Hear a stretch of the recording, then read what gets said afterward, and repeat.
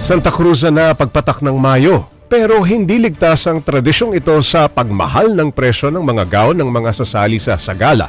Para bigyan ng mukha ang balita, Mobile Journal, Fatima Baduria. Booked, busy and blessed daw ang mga mananahi at gown designers sa papalapit na Santa Cruzan ngayong Mayo. Kabi-kabila na naman ang mga sagalahan na irarampa ang mga nagagandahang gown.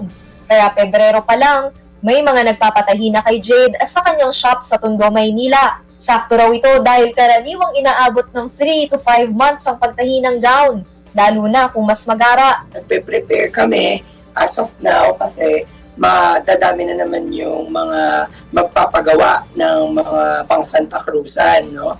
So ayun, awa naman ng Diyos, nakikita naman namin sila and they are happy with our craft.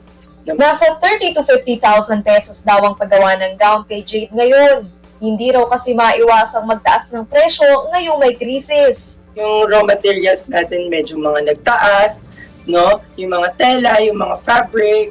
So, we need to increase also para hindi ma-compromise yung kalidad ng mga fabrics na ginagamit po natin. Ang designer namang si Raymark mula sa Cavite, dinidiskartehan na lang ang ginagawang gowns para swak sa budget ng kliyente at hindi mabawasan ng customer ngayong may krisis.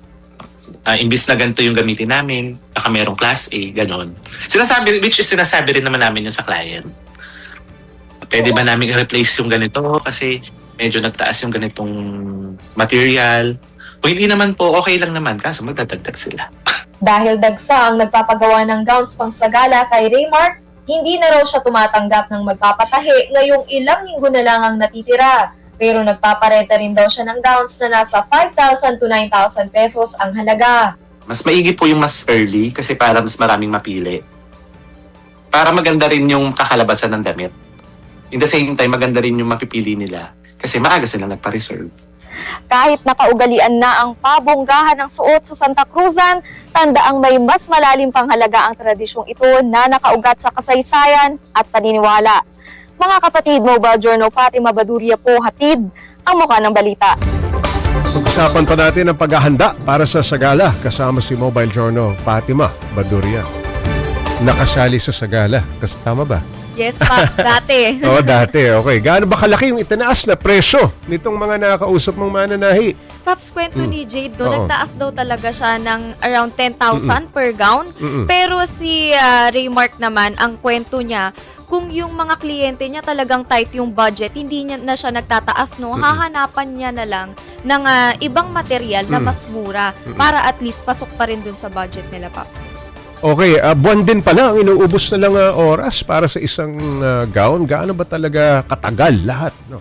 Pops, pareho sila, si Jade at si Raymark, 3 to 5 months daw talaga sila gumawa ng gown. Lalo na kapag bongga. Yes, Pops. So, pero kung kailangan talaga ng rush, kaya naman mga 1 month or mga ilang weeks. Pero sa mga mas simpleng gowns na daw yun, Pops. At as long as hindi nako-compromise yung sa ibang kliyente nila, Pops. May mga nakausap ka ba, Fatima, na sumasali dito sa Santa Cruz? Ano? Bakit daw ba sila handang gumastos?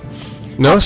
Nang ganito kalaki, no? Libo-libo. Yes, Pops. Kasi talagang nakasanayan na raw, Pops, na kailangan maganda at mahirap daw mapintasan kapag mataas din yung expectation ng mga tao sa'yo. At the same time kasi, Pops, malaking responsibility daw talagang sumali dito kasi nga representation ng mga religious beliefs at Part ng kultura. Yes, Pops. So talagang yun pati nga yung mga titles ng ni Mother Mary ay nire-represent din. So talagang kailangan siyang paghandaan, Pops. Ayun, maraming salamat, Mobile Journal, Fatima Baduria.